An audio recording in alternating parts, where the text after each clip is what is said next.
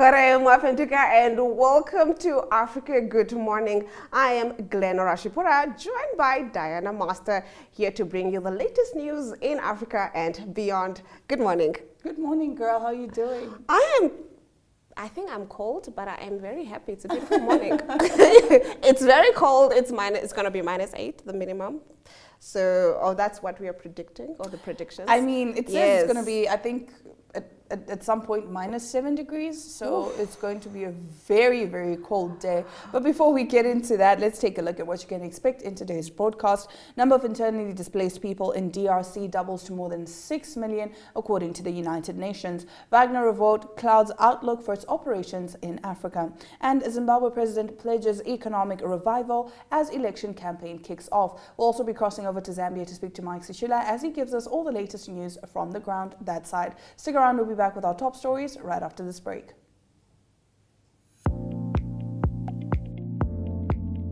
Newsprint Namibia is a web offset printing operation that specializes in the printing of newspapers and commercial inserts. We are the leaders in our industry, with the highest quality print work and the shortest turnaround time from computer to print and delivery anywhere in the country daily.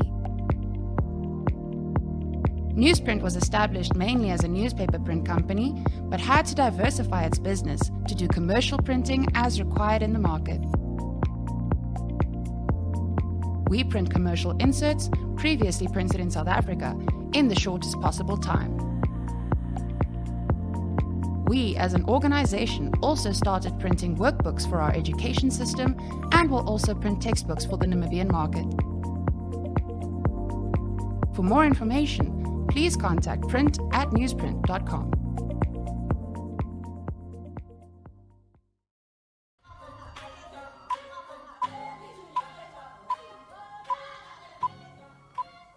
Today is the 27th of June, 2023. Let's get into your top stories.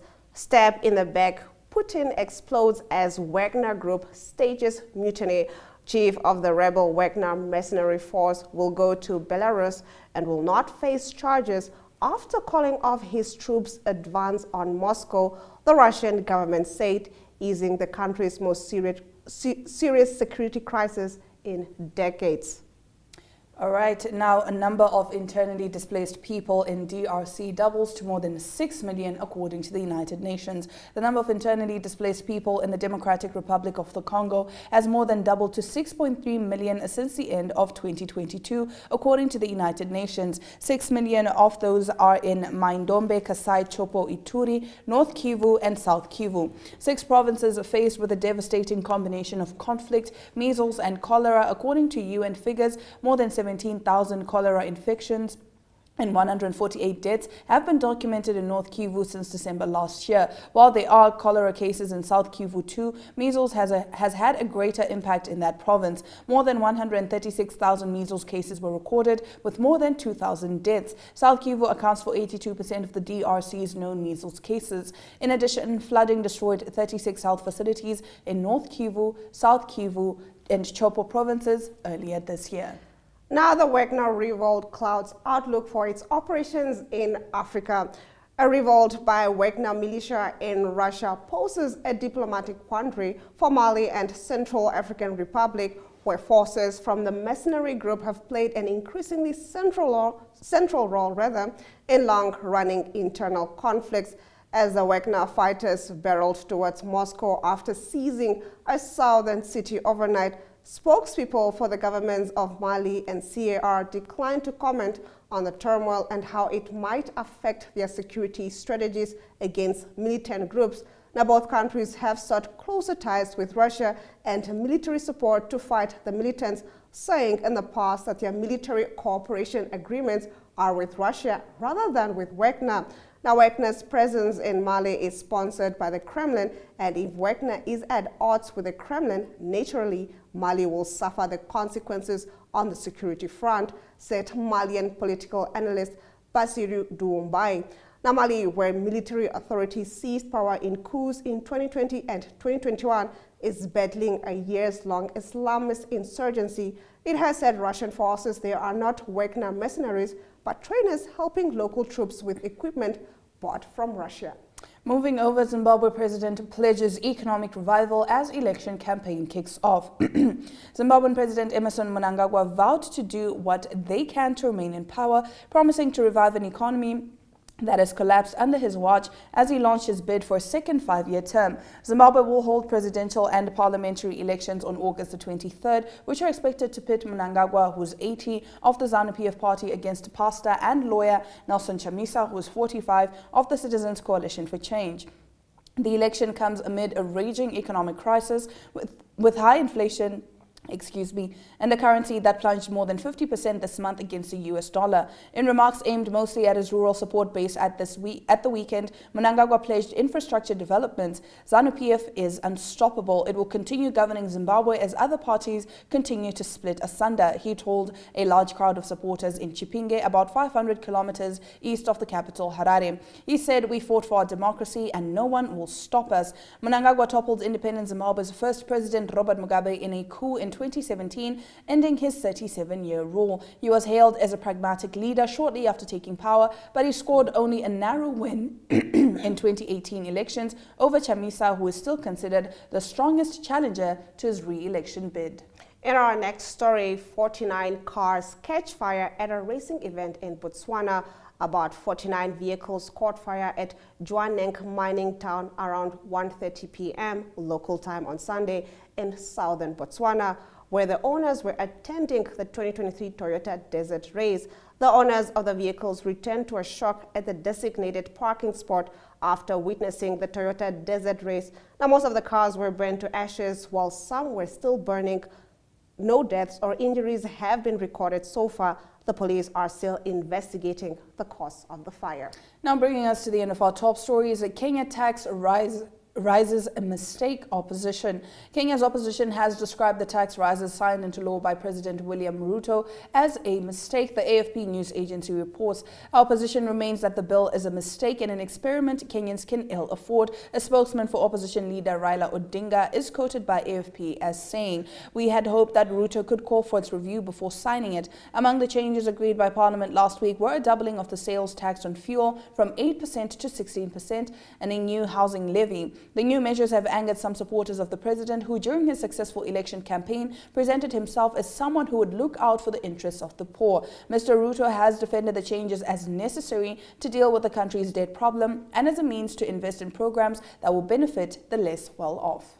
Now, various stakeholders have been commenting on the recent agreement to restructure Zambia's foreign debt. We get into this story on the other side of the break. We are so excited to be kickstarting your morning with entertainment. Everything was happening during this past weekend. Yes. Exciting news. Wow, no, she was killing it already. In my opinion, I don't see anything wrong with him serving the full term. As well as keeping you informed on the issues that you need to know happening in and around our country. Welcome to What's Cooking, where culinary passion meets expert insights. Somebody must really want to cook and want to cook good food. Immerse yourself in the bustling world of professional kitchens as top chefs create mouthwatering dishes. Join us for in-depth interviews as our host explores the experiences and expertise of our guest chefs. Don't miss out. Tune in to What's Cooking on NTV every Friday at 2100 hours and let the culinary adventure begin.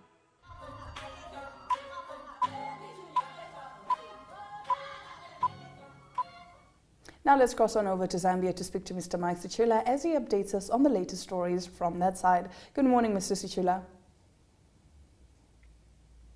Africa, good morning.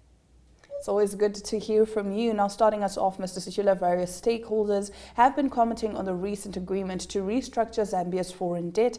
What are some of the views that are coming through?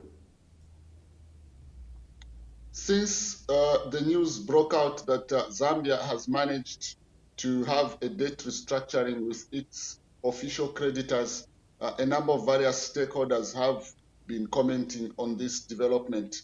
For instance, former Zambia's bank governor, Dr. Caleb Fundanga, is optimistic that the restructured debt is going to enable the current president, the cost of living to reduce.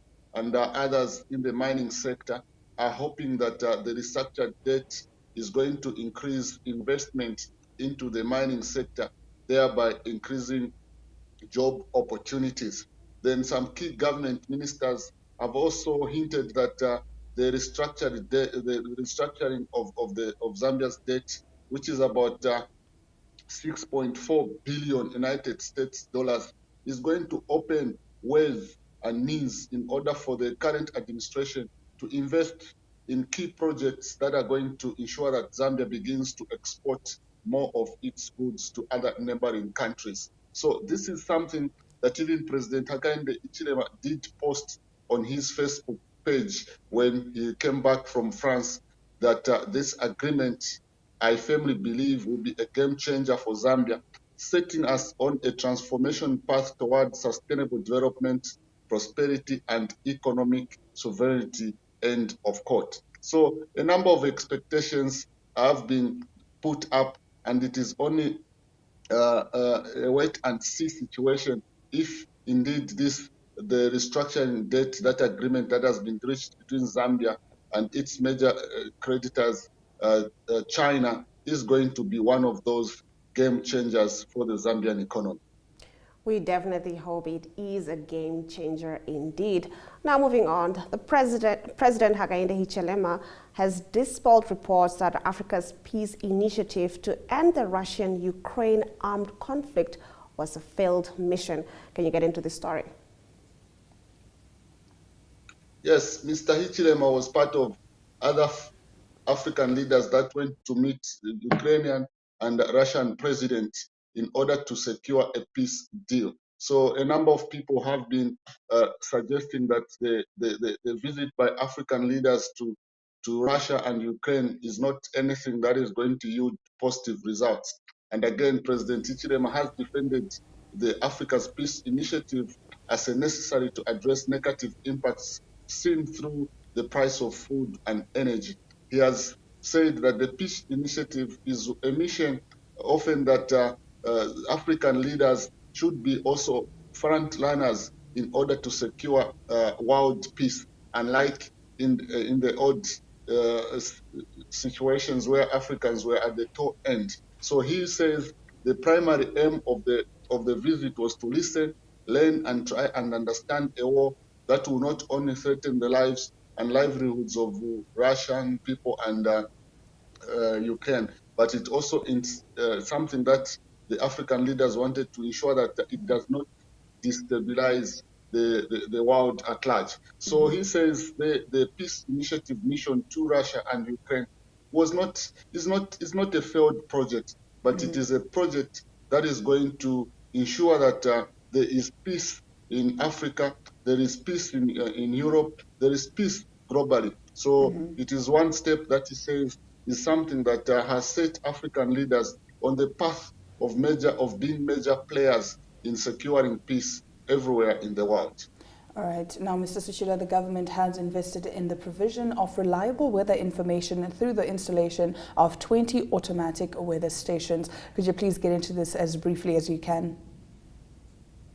Yes, this has been done through the United Nations Development Programme supported projects to strengthen climate resilience of agriculture livelihoods in agro regions. And Zambia is one of those countries. As you know, Zambia is also sometimes usually hit by flash floods, destroying crops and homes. So these machines are going to help the country and the meteorological department to be prepared in terms of sending out accurate weather information so that people who are in prone flood areas can move, and also to just help the farming community have reliable data in terms of weather predictions. Now, wrapping up your stories, and on a rather sad note, a Zambian truck driver died after the truck caught fire in Johannesburg, South Africa. Can you expand on this story? The sad incident happened on Wednesday last week, as he had gone to one of the depots in South Africa where he was due to offload his goods. Unfortunately, as he was in his cabin, the truck caught fire and he died within the truck. He was not able to be rescued, and it is something that authorities in South Africa and the Zambian Commission there are trying to establish what might have caused the fire. There you can see the truck, the horse bent, and he met his fate in that fateful incident. That's him there in the picture. So it is something that has disturbed Truckers Association of Zambia and also Cross Borders Truckers Association that are calling on authorities to investigate the matter to establish whether it was a mechanical fault of the vehicle or somebody could have set fire on the horse of the truck and probably to lead to his death. A very sad state of affairs there. Well, our hearts do go out to everyone, including his family that have been affected by his death. Thank you so much, Mr. Sichila, for bringing us the latest news on the ground in Zambia. Thank you so much, Africa. Good morning. Now, as Glenora mentioned earlier, we are going to be experiencing a very cold week. But for a more accurate representation, here is the weather prediction forecast.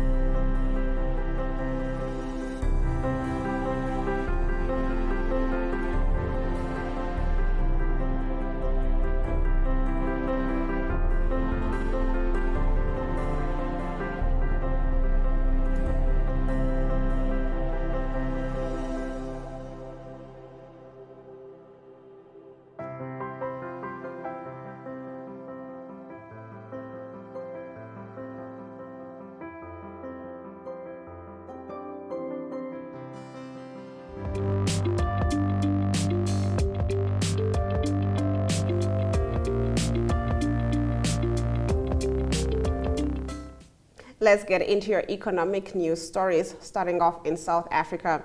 SA's biggest cement maker, PPC, said on Monday its full-year loss widened in its year-to-end March, hit by volume declines in its key markets of SA and Zimbabwe. Now, revenue excluding dividends increased 1% to 6.58 billion rands, with the company reporting a loss of 574 million rands from 77 million rands previously. The company was hit by 195 million rands in non-cash items, primarily relating to hyperinflationary accounting. Now, consumer inflation in Zimbabwe trended at triple digits for much of the year and reached 244% in December, according to the World Bank.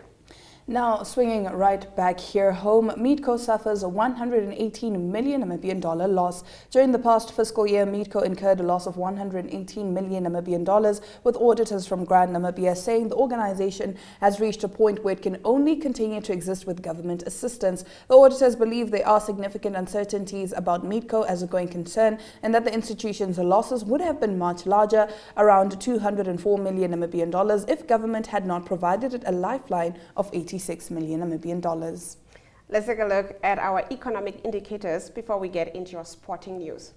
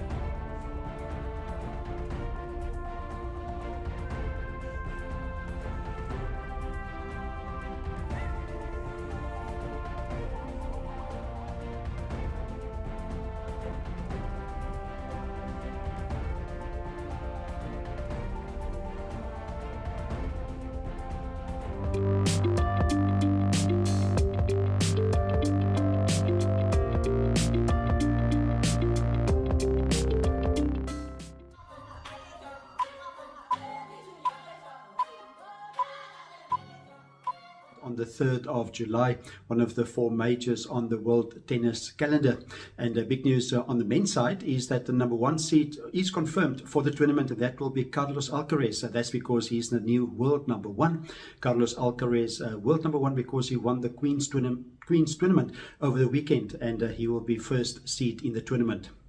Second seed in the tournament will be now the second seed in the world. That is Novak Djokovic. Novak Djokovic, the former player, he won the French Open, but that is of course on clay. Now they play on grass. But Novak Djokovic has won Wimbledon 7 times, and he also won the title in 2022. So he's the defending champion.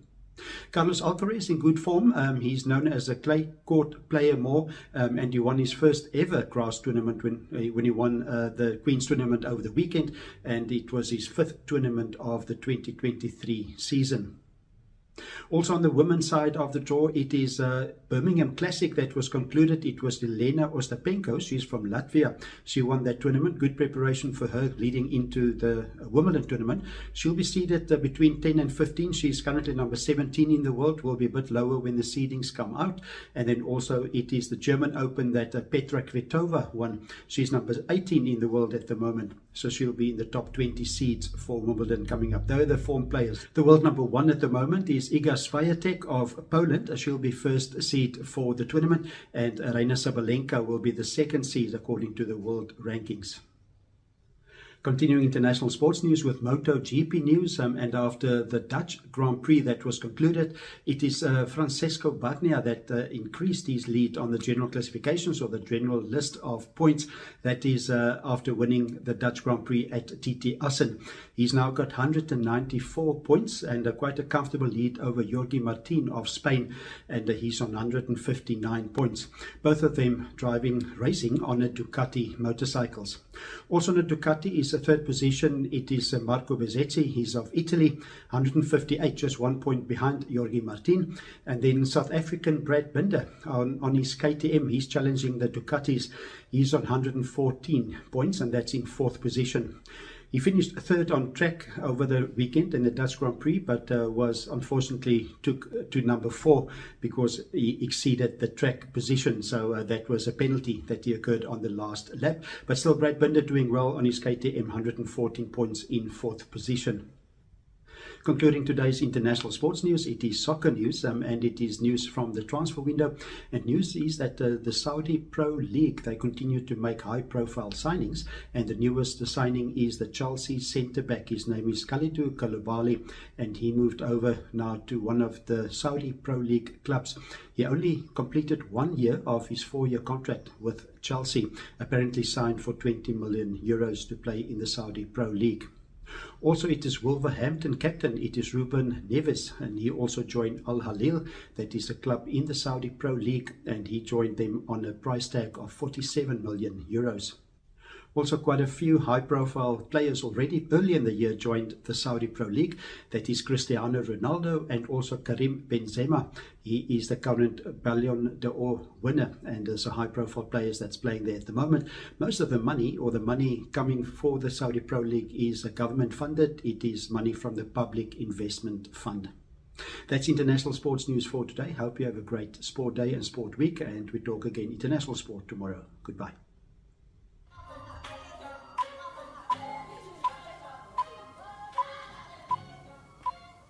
And that brings us to the end of our show. But before we say goodbye, let's take a look at the highlights from today's broadcast.